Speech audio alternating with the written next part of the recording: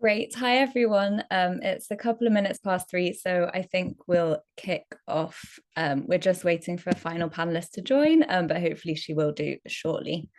So I'd like to welcome everyone here to this webinar for London Climate Action Week. I'm Rachel, I'm a reporter with DSMOG, and I'm super happy to welcome you to this panel today, which is looking at the state of methane action in the food sector.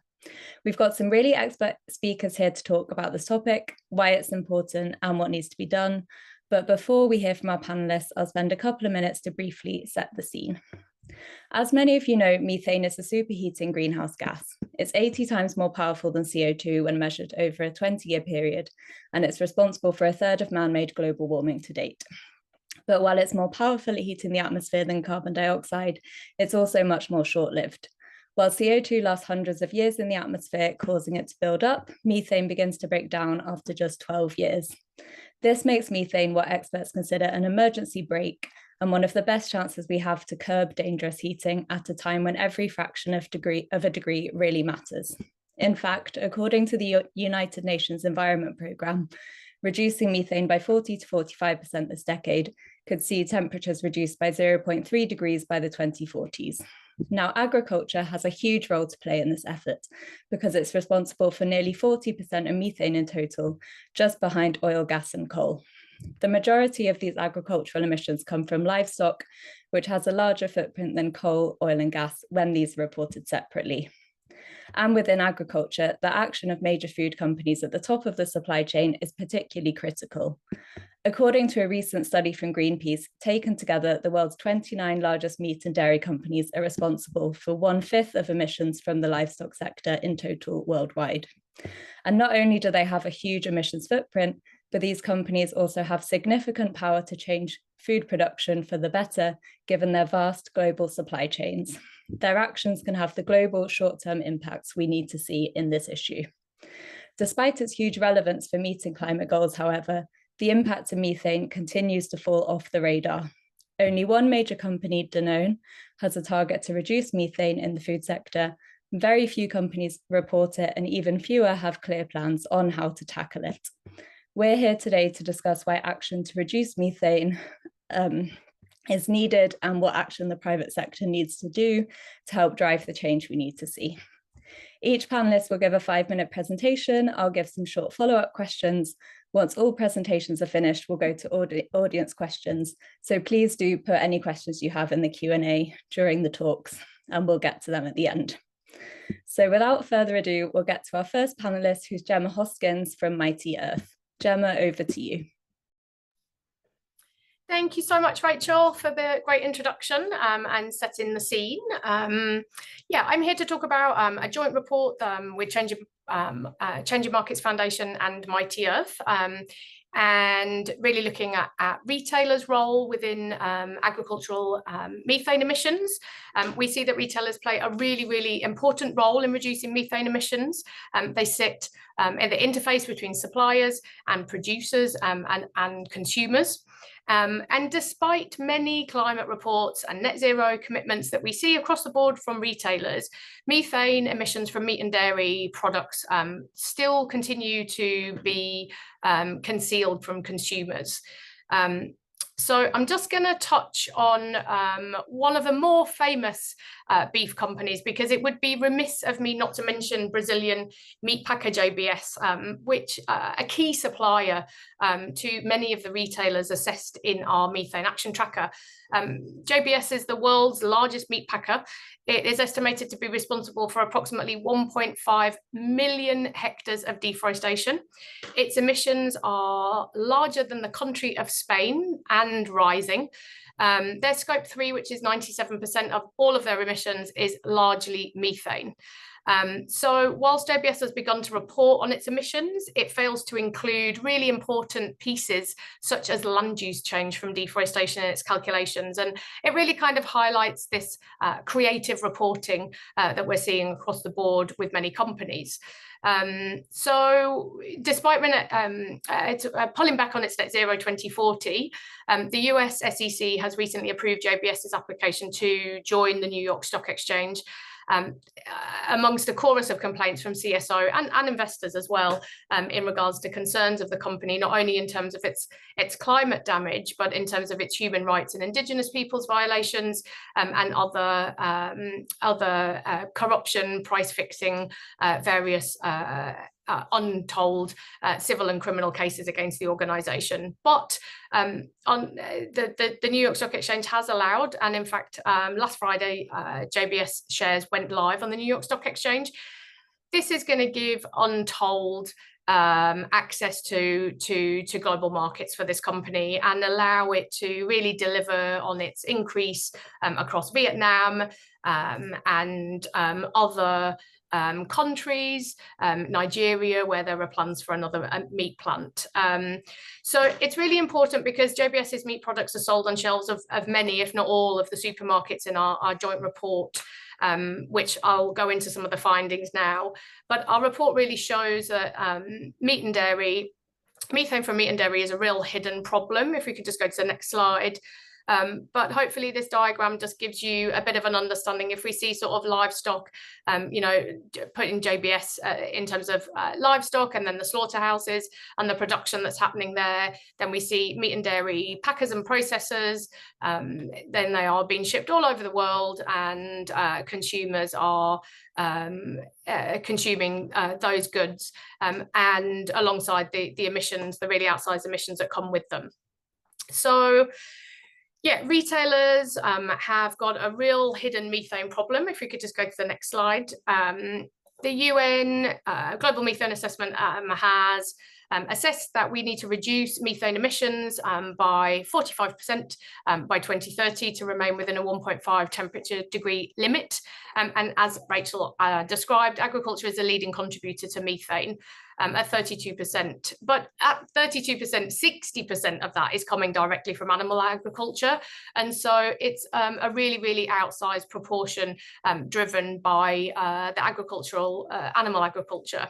So our report was really trying to call, and we've been told by retailers it was the first ask that they've heard of methane. So I think that we could be fair in saying that it was the first methane action tracker put out in the public.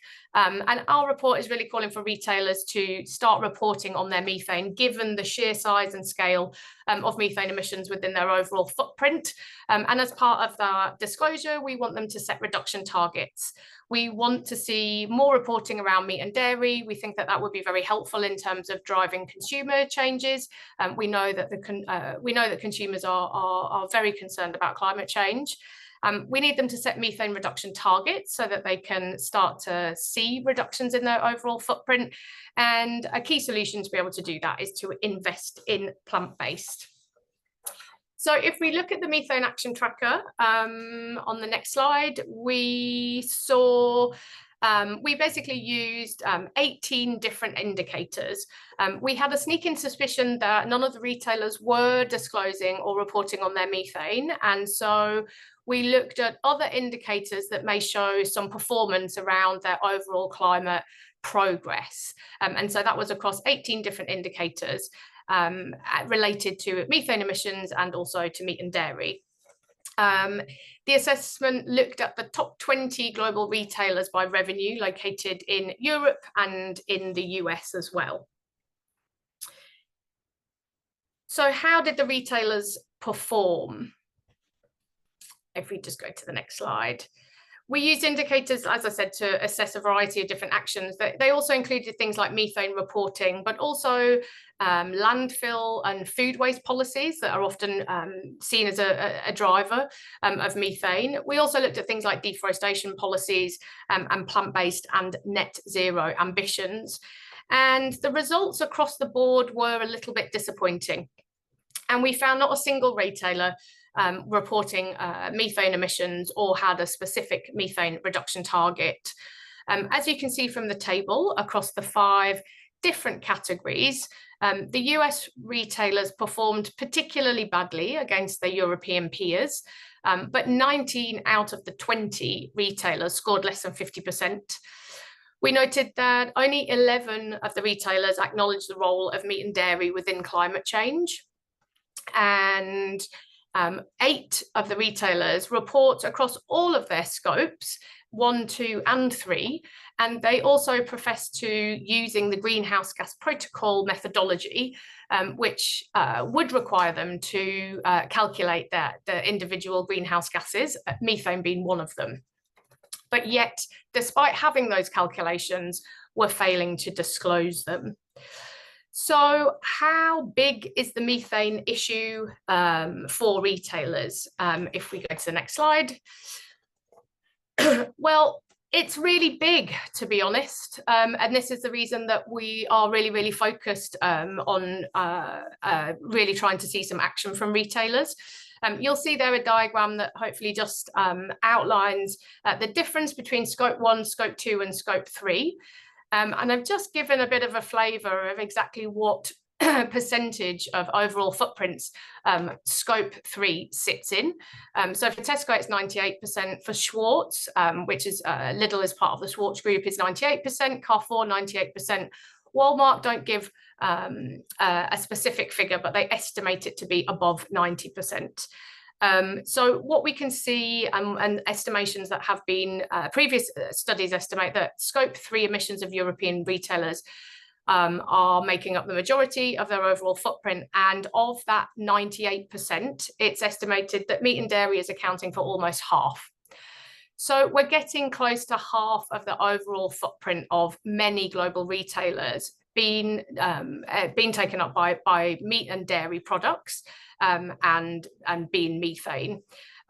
Mighty Earth did a further report, and we looked specifically at Ahold Delhaize, headquartered in the Netherlands, the report taking the bull by the horns. We actually calculated with our partners Profundo, we actually calculated the methane emissions of their brands across Europe and also across the US. And we found that 44% of their scope 3 was coming from meat and dairy. That was kind of split 50-50 across the US brands and the European. But hopefully that can give you all a bit of a sense and an idea of exactly just how big within these really, really large emissions profiles from our global retailers, just how big the problem of methane, meat and dairy emissions is in their supply chains. So what? Oh, sorry, I was just going to say some of the solutions we are really looking to look at different plant-based solutions, really. So as well as disclosing and asking the retailers to disclose their methane and set a reduction target, we really see plant-based as a key driver in really reducing methane emissions and really getting us closer to a plant-based protein transition. Great, thanks so much, Gemma, and super interesting to consider the role of retailers, which are obviously a key interface and where most of us get meat and dairy products from. Maybe just one question before we go to the next panelist, and perhaps we can circle back in the Q&A after. But you mentioned the transition to alternative proteins here, and just wondering what role the transition to alternative proteins can play in helping supermarkets reduce their methane footprint. And did you identify any particular retailers that are leading on this? Yeah, I mean, like with all the performance, we did see the European retailers taking a lead, and we have actually, and I can share it in the chat, we've actually got a blog that picks out the leaders in the plant-based, which was on my next slide, but I ran out of time, so apologies, everybody. But really, we're looking at, in terms of global alternative proteins, estimated to reach about 11%. In terms of consumption by 2035, and that could cut 0.85 gigatons of carbon dioxide by 2030. So that's equivalent to eliminating nearly all emissions from global aviation. So it is a really, really stark metric, I think. It can have a really, really big effect. And as I said, we kind of know that consumers are really conscious, climate conscious. We feel like if the retailers were acknowledging and being a little bit more transparent about the role that plant-based could have in their baskets, that we think that more people would make those decisions. I think there's also the health element as well when we talk about plant-based. You know, the Eat Lancet report, there are many regions that have some overconsumption, and there are some health implications there. So also trying to align the planetary health with individuals' health is also really important as well.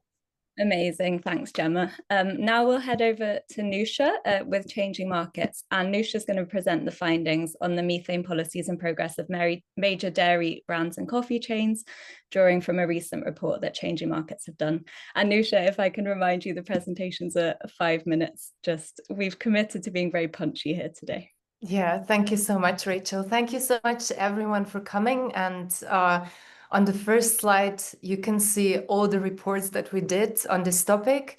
And I want to start by taking a step back in the next slide. Blind Spot is our first report that we published on methane emission. In this one, we analyzed 10 biggest dairy and 10 biggest meat company, their climate policies and reporting. And it was published just before the Global Methane Pledge was agreed. Next slide. We tried to kind of highlight the fact that methane emissions are mostly found in the supply chains of these huge international corporations, and that these companies actually have a complete lack of any methane action plans. This is why the report is called Blind Spot. And from the 20 biggest companies, only 7 had science-based targets and 7 didn't have any climate targets at all. Next slide. And for this reason, I mean, you've seen this graph already, but this is from Emissions Impossible, the report that we did jointly with the Institute for Agriculture and Trade Policy. And you can see we tried to estimate how big these emissions would be. And again, it's hard to do that without really knowing how many animals these companies process and how much dairy they take in. But you can see approximately like that the 15 of these companies, 10 dairy and 5 meat, had bigger methane emissions than livestock sectors of the US and European Union. And if you go to the next slide, you can see that even their overall climate emissions are comparable to fossil fuel companies, like JBS could be close to Occidental, and the 15 ones are more than ExxonMobil. Go to the next slide, please. Methane represents quite a significant percentage of their emissions. Here you can see we calculated using GWP 100, which means that methane is 27 times worse than CO2. And for most dairy and beef companies, then methane emissions represent between 40 and 50% of their overall footprint. And for WH Group and Danish Crown that are more focused on pork, it represents around 30%. But if you look at it through GWP 20 lens, which is taking into account that there is a climate emergency and that we should rapidly slash our emissions, this goes to between 70 and 80%. Next slide. So when we were launching this report, Emissions Impossible, UN also launched a report called Integrity Matters. And this report is really crucial because the idea was that we need to crack down on corporate greenwashing around net zero claims. And these experts were outlining key recommendations for companies like the ones we analyze on how they should be working towards decarbonization. And what they said in one of the recommendations, if there is another gas, so like methane, that is really material to your corporate emissions, you should actually have a separate target and reporting around this. Next slide. And soon after this report came out, and our report came out also, we got the first dairy company to put out a methane target. It was Danone in January 2023, and they committed to reducing their methane emissions by 30% by 2030 from the fresh milk range, which I think covers around 70% of their total methane. Following this announcement, so next slide, we saw another commitment at COP28, where Dairy Methane Action Alliance was launched with Environmental Defense Fund. And this one added 5 more companies to methane action, but unfortunately, they do not have to set targets. They just have to report their methane emissions and have an action plan by the end of 2024. Next slide. now I finally come to this report that was launched in May, and I have it here. It's called Running Latte or Running Late, however you want to see it.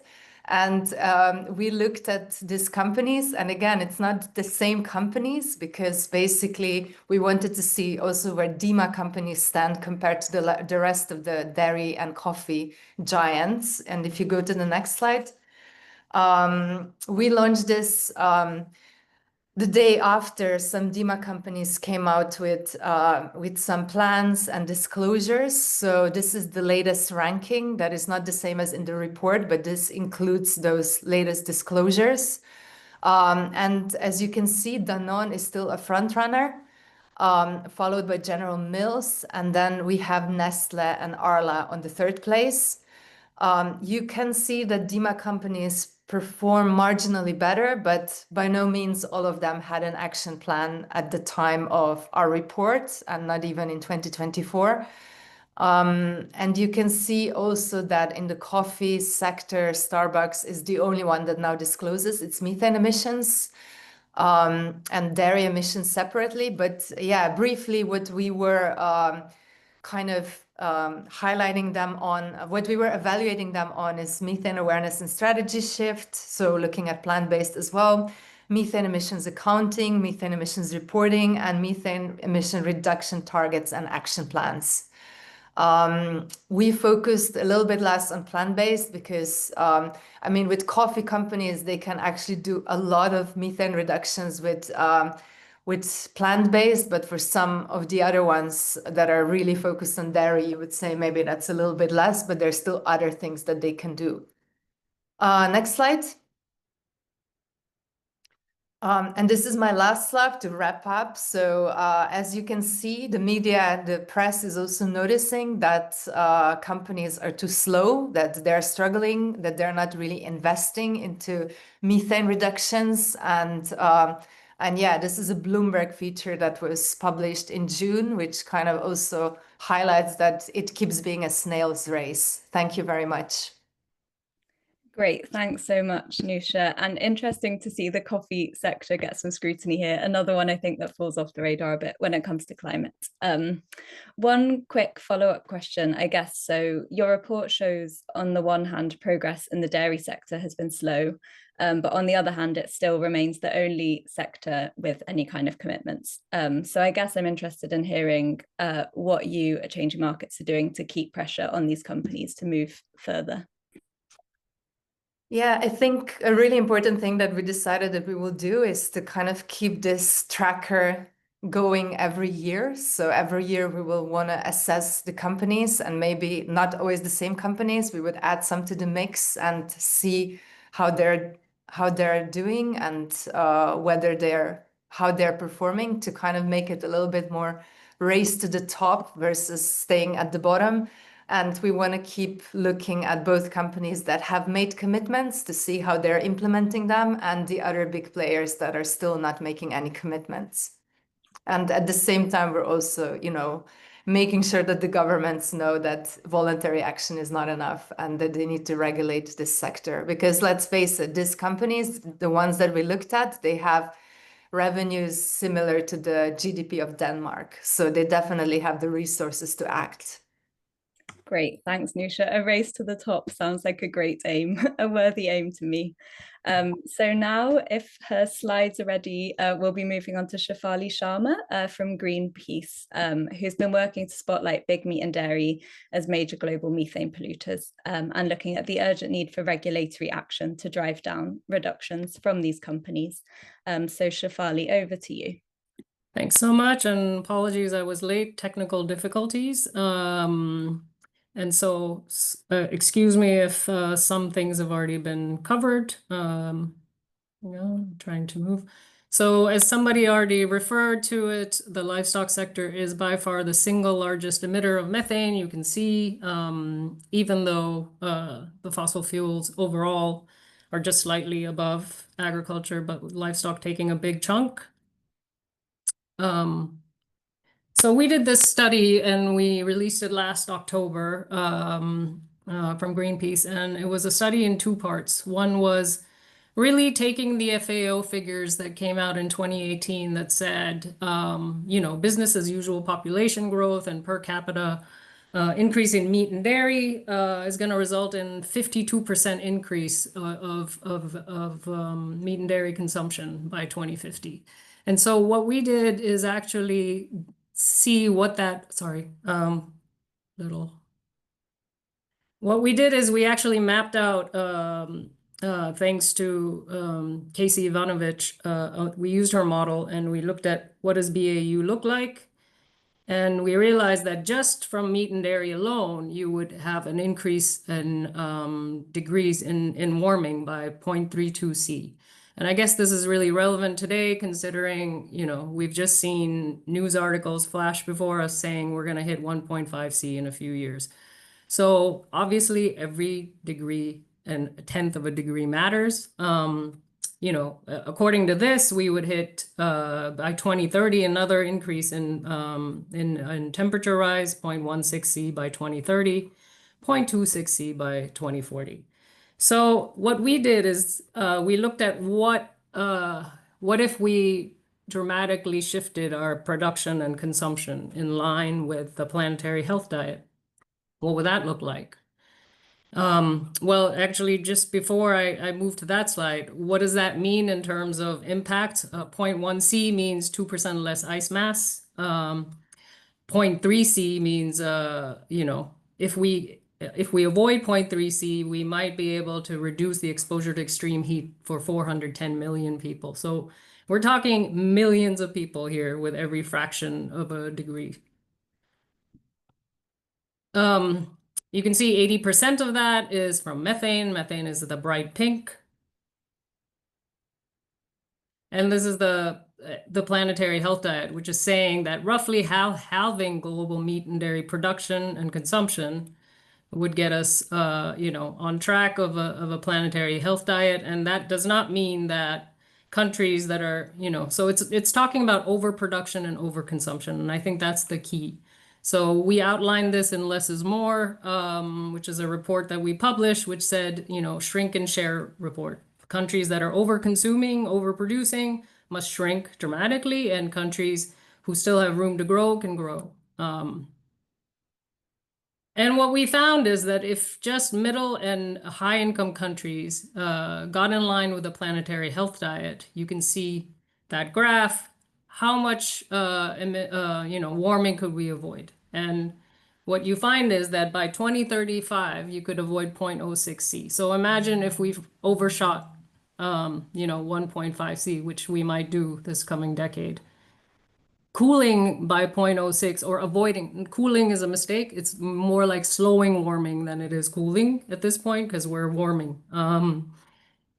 We might have a shot at actually coming back down, and 0.08 C by 2040 and 0.12 C by 2050, just from middle and high income countries alone. And this is just the livestock sector. So this amounts to, compared to those FAO projections, a 37% reduction of anticipated 2050 warming of 0.32 C from the livestock sector alone.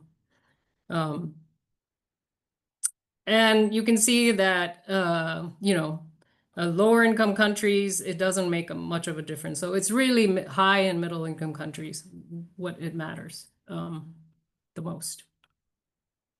So the other thing that I want to talk about is, Nusha talks about, the livestock industry and these companies. But I think what's important to realize is the concentration of power of the big global meat and dairy companies. So for instance, JBS, the world's largest producer of meat, alone accounts for about 7 to 9% of all cattle slaughtered worldwide. That's huge. And the 20 largest dairy producers globally account for nearly a quarter of all milk processed worldwide. So if we're talking about, drivers, and if we're looking at where the things need to move, it's pretty clear.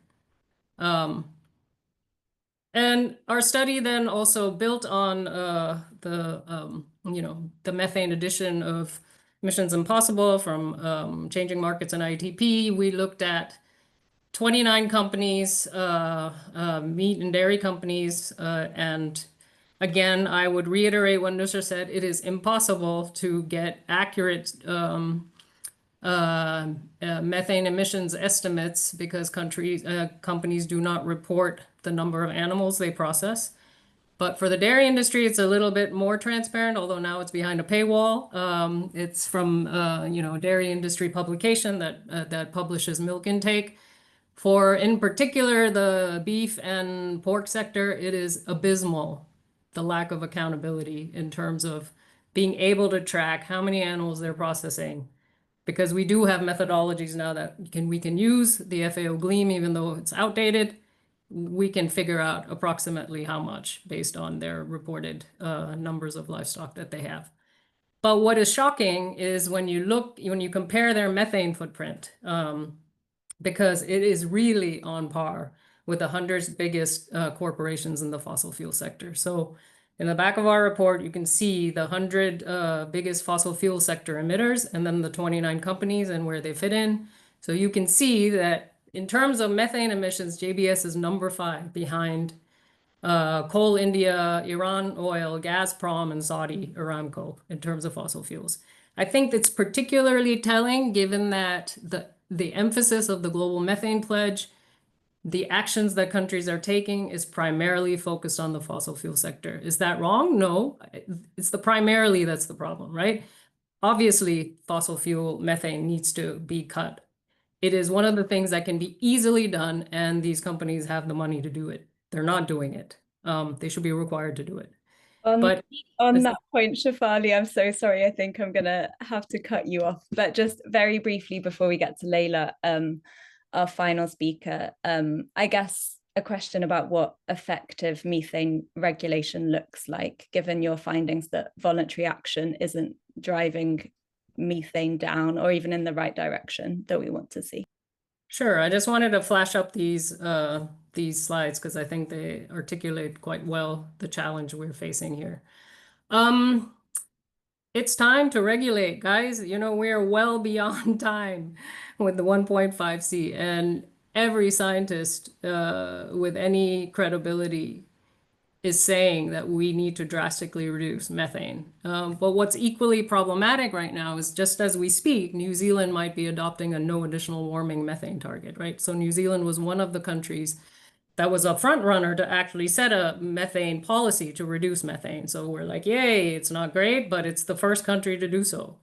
Well, now in the current administration, they're basically rolling back that policy, but not just that. What they're saying is, because it's biogenic methane, we can just continue polluting at the existing levels, which is clearly not what the science is showing.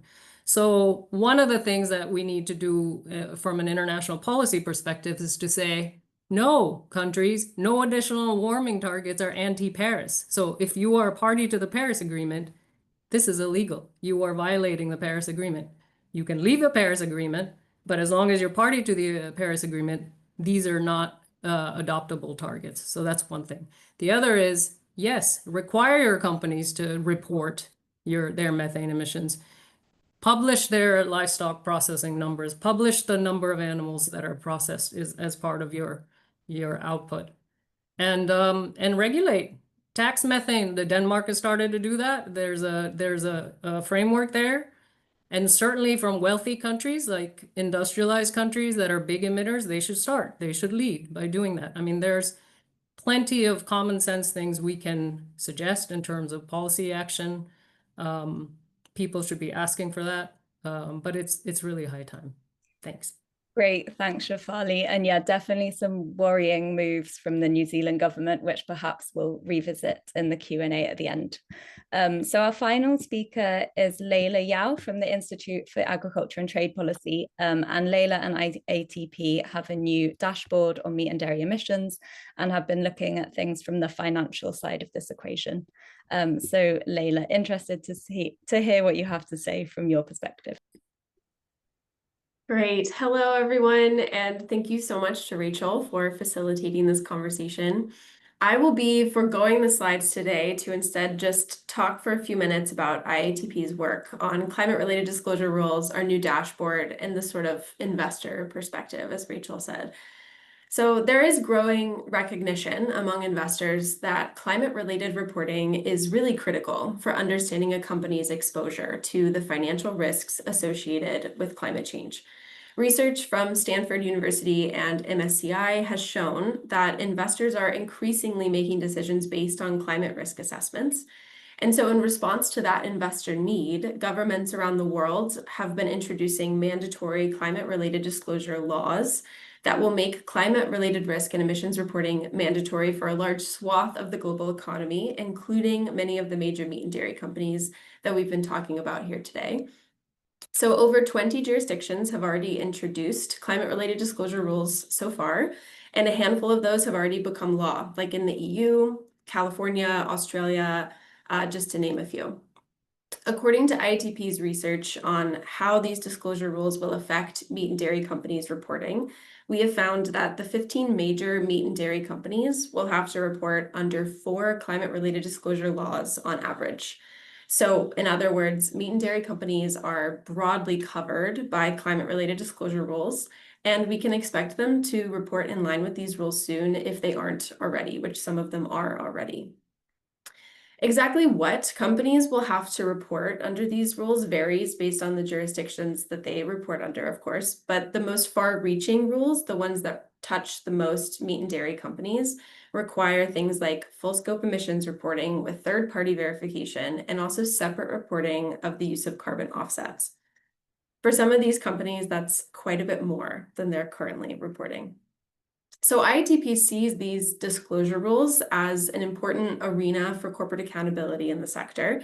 It's important, though, to not see these rules as the final destination, but rather just sort of like a step or a foundation for further action, including some of the action that we've discussed so far in this webinar. So these laws don't require separate reporting of methane emissions, and they don't require a reduction in emissions. What these laws do is require a sort of base level of transparency and standardization across reporting that otherwise just doesn't exist in the sector. So because we think that these disclosure rules are really important, IATP has launched the Meat and Dairy Emissions Dashboard, which is an interactive open source data hub that brings together company reported information and also information on these climate related disclosure rules to exist all in one place together. So if one of our moderators wouldn't mind pulling up on the screen, you'll see the homepage of the dashboard, and I believe also a link can be sent in the chat as well. But in the meantime, the dashboard tracks 23 company level variables and 20 climate related disclosure rules and counting. We're going to add more as they come online in jurisdictions around the world. The dashboard is also a resource for learning more about the requirements of disclosure rules and about the international frameworks that they're based on. We see the dashboard as being a resource for journalists, researchers, and policymakers who are interested in tracking climate reporting in the meat and dairy sector. And so the version of the dashboard that was launched a couple of weeks ago is what we've been calling the Dashboard Starter Pack, which is just to say that it's a sort of more basic collection of data, graphs, and relevant information just to get users started. We plan on updating the dashboard with the latest information on a regular basis, and we also plan to periodically provide fresh analysis via reports and articles using the dashboard data on our website. So you can access the dashboard on IATP's website. It looks like there's an issue pulling it up right now, but that's totally, you can go to IATP's website and navigate through the dashboard, explore the data visualizations, interact with them. And there also, I believe, is a link to the dashboard, directly to the dashboard in today's event details that you can find. So looking forward to answering any questions about the dashboard or how to use it or who can use it, but I want to be cognizant of my time as well, so I'll just leave it there for now. Thanks so much. Great, thanks so much, Layla. And we'll go to audience questions super quickly, but one quick follow-up question from me, which is why is the transparency so limited in this area? Yeah, so in the absence of standardized disclosure requirements, major meat and dairy companies have just been able to produce very limited and inconsistent corporate reporting that often lacks credibility, it's not verifiable, and it's not transparent. And so that translates, to bring it back to the investor perspective, that translates to a lack of information on companies' climate risk. And climate risk is especially important in the agriculture sector for reasons that we've discussed so far in this webinar today. And so if investors don't have reliable and comparable information on climate risk, then they can't properly make investment decisions with that full picture, and they remain vulnerable to the high financial costs associated with meat and dairy's high climate risk. So that's why investors really want these climate disclosure rules, and that's also why we're looking forward to tracking them for the public in the dashboard. Great, thank you. It sounds like a super helpful resource, I think, for everyone working on this. So I hope everyone found those presentations as interesting and insightful as I did. And now we have time for some few audience questions that have been put in the chat. So one I can see in front of me is, given that major food companies like JBS manage to keep a very low profile, do you see it as more effective to focus public attention on those companies or on the retailers they supply? Maybe it's not an either or question. Perhaps this is one for Gemma, but I think any panelists feel free to offer yourself for this question. Yeah, I'm sure we'll all have slightly different answers, to be honest. But yeah, I mean, I agree it's not and or, both is required. I think JBS's profile has been raised substantially in the last few years. And certainly in regards to this listing, we've seen an awful lot of articles around the status of the business. So I think they've sort of, through this process have brought themselves into the light a little bit. I think the other thing is there are some jurisdictional changes to JBS as it moves forward on the New York Stock Exchange. So it will be monitored by the New York Stock Exchange, and it will be required to deliver different types of disclosure. Now it sits within a US market. And as part of that deal, the headquarters is moving from Brazil over to the Netherlands. And so thinking about not only Dutch corporate law, but also EU law, there are a variety of different levers, legal and regulatory, now open to really add more scrutiny to JBS's business.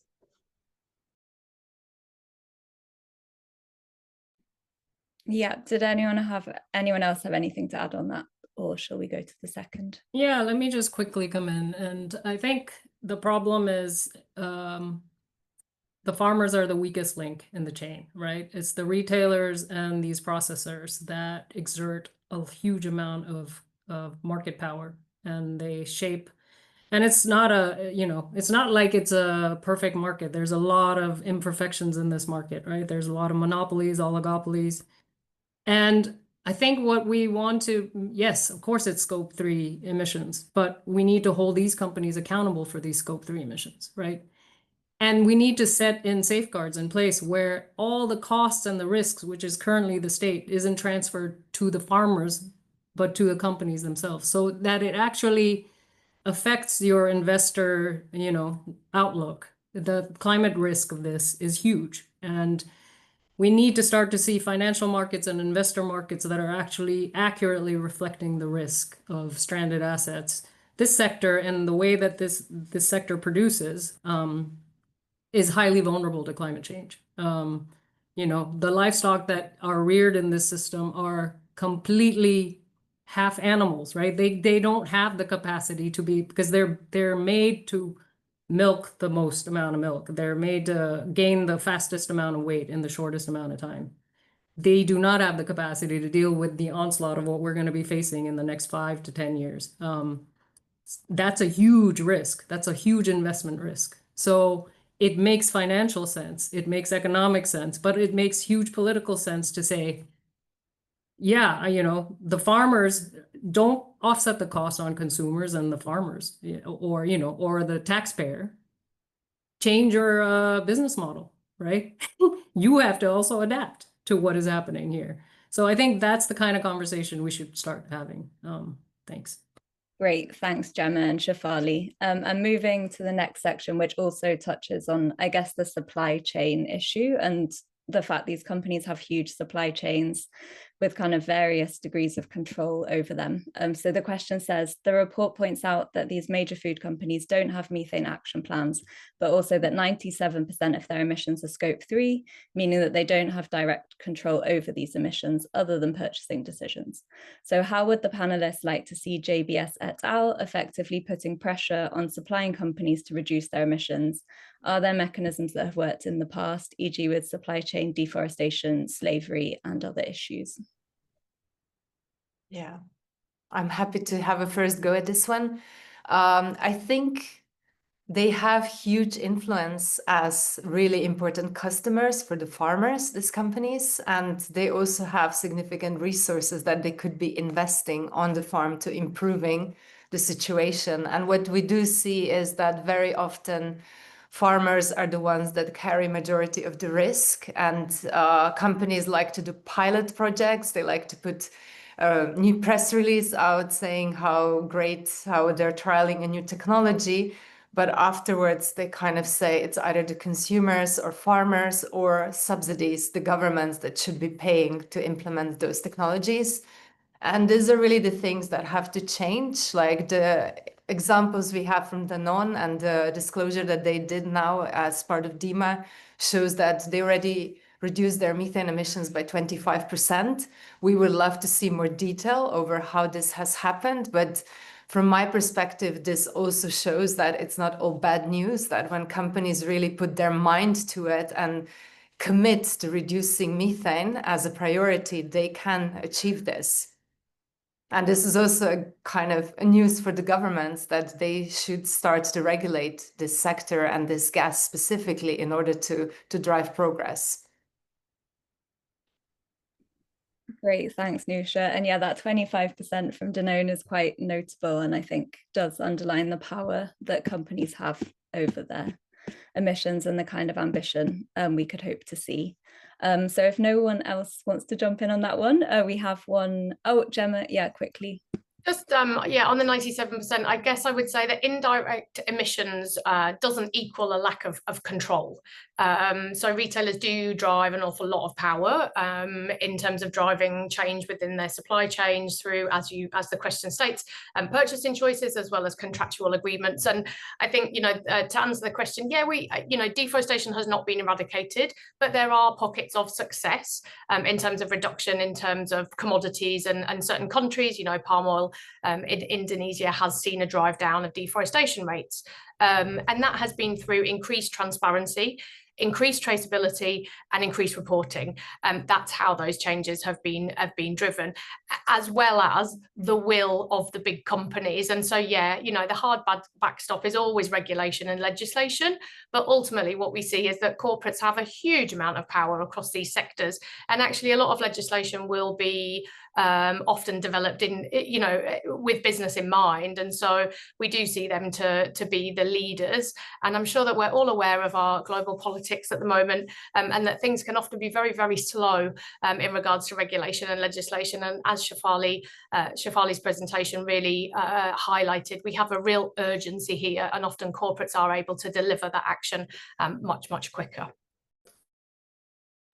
Great, thanks, Gemma. So next question, thinking about consumers and what consumers can do and how companies and regulators, I guess, can help consumers make the right choice. So the question says, there's a lot of talk about what big companies are not doing. So is the advice to consumers just to avoid these companies? How can I buy meat or dairy from a methane transparent company, for example?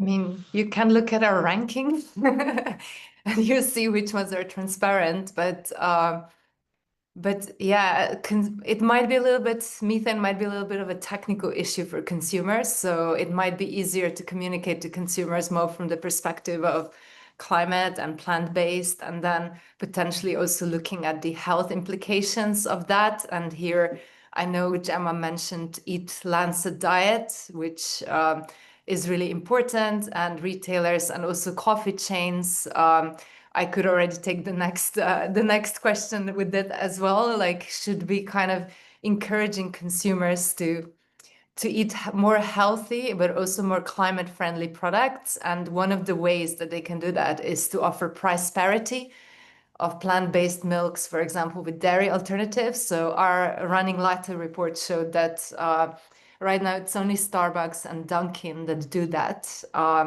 And for a lot of companies, you still have to pay a price premium for plant-based milks. I would say that they should even go further and make dairy-free alternatives cheaper. But yes, there are things that we can do, but again, it's consumers do play a role, of course, but I think it's more the companies that should be changing their supply and nudging the consumers to do the right thing. Great, thanks, Nusha. I suppose when it comes to consumer labeling as well, there's, I guess, concerns about the way regulation is going there, with the EU seemingly doing a U-turn on its Green Claims Directive, which was going to be one way that would help consumers kind of decode what's misleading and to kind of ban green claims that are misleading.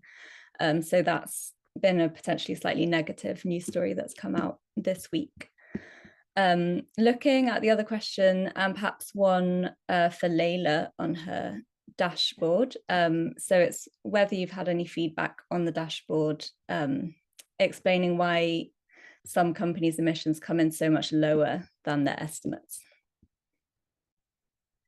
Yeah, so far there hasn't been much of a response from companies about the dashboard. I will note that all of the data on the dashboard is publicly available data pulled from a company's own reports and numbers. So I think that companies are unlikely to take issue with the information on the dashboard that we've presented. The hope is that the dashboard helps provide some transparency and accountability to companies reporting and to track their reporting over time in alignment with global disclosure rules. And so, yeah, I mean, IATP is open to having a dialogue with any companies that are curious about any of the data that's on the dashboard, but it is all publicly available, published by the companies themselves. So we're just trying to sort of provide it all in one place, along with some information about the disclosure rules that they will have to report under, to provide that transparency and accountability in the sector around their reporting. Great, thanks, Layla. Is there anyone else that wants to add on that, or any other questions perhaps we want to tackle before we wrap up? We've got 5 minutes left, so just any quick reflections. Maybe I can just, I think there was a question about the EU is in the process of thinking about an agri-food ETS, emissions trading system, and what do different panelists think about it?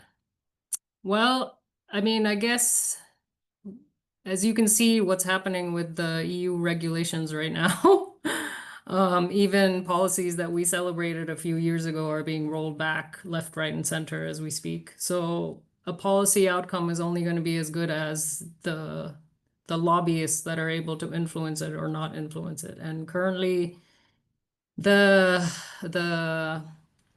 guess the historical time that we're in is not in our side. It seems like our elected officials have decided to put their head under the sand and decided that we're actually are not, on the brink of a 50% chance of 1.5C or whatever, and the impacts that's going to have on economic systems and on food systems in every aspect of our life. So the shorter answer to that is I'm not very hopeful about what this agri-food ETS is going to look like. And, the worst case scenario is that it's one major loophole, because everyone's looking to the agriculture and forestry sector as a loophole. The fossil fuel sector is looking for that loophole. The agribusiness sector is looking for that loophole, you name it. And not discussing, what is happening to the land-based sector with all these climate-induced things. So, I mean, there is a potential for an agri-food ETS that doesn't, that actually forces companies to internalize some of these costs. But I haven't seen that yet. I mean, we've had enormous problems with the regular emissions trading system. So that I'll just stop there. Thanks. Great, thanks, Shafali. And I think we have time for one final question, which is about split gas reporting. And it's to what extent is the lack of methane targets and reporting at the national and international level contributing to the lack of methane reporting by corporates? So they say currently only New Zealand and Uruguay have split gas targets enshrined in policy. And this also potentially means CO2 offsets can be used to obscure continuing methane emissions. Does anyone have any thoughts about, I guess, the usefulness of a split gas approach and countries reporting methane separately? Go ahead, Michelle. From our perspective, it's really important to have separate methane targets and reporting, but the devil lies in the detail. What we heard from Shefali is that New Zealand is now considering moving to GWP star, and that would be a huge problem, not just for livestock, and New Zealand's responsibility, but also what it means for other sectors, because it means that if big ag or livestock farmers achieve small methane reductions, you could actually appear that the New Zealand is cooling, and that would mean that even climate action in other sectors like transport and energy would be undermined. And if that is then adopted more widely at the global level, we can forget about 2 degrees or anything else, not even thinking about all the equity implications that we have with, countries that have lower livestock productions wouldn't be able to increase that without huge penalties. Great, thanks, Nusha. So split gas targets, yes, but as long as they're ambitious and Paris aligned, I guess, always. And I just wanted to add, because I put this in the chat, but just in case, countries are reporting split gas. So it's not that the countries aren't reporting, it's that this data is incomplete because the biggest emitters are not reporting how much they're emitting, which is the fossil fuel sector and the livestock sector. So that's one of the things that needs to change if we want accurate reporting of methane. Second, what Nusha says, it's one thing to report, it's another thing about, what is your baseline from which you're reducing and what are the targets you're reaching for. Thanks. Great, thanks, Shafali. Good clarification there. So we're coming up to time.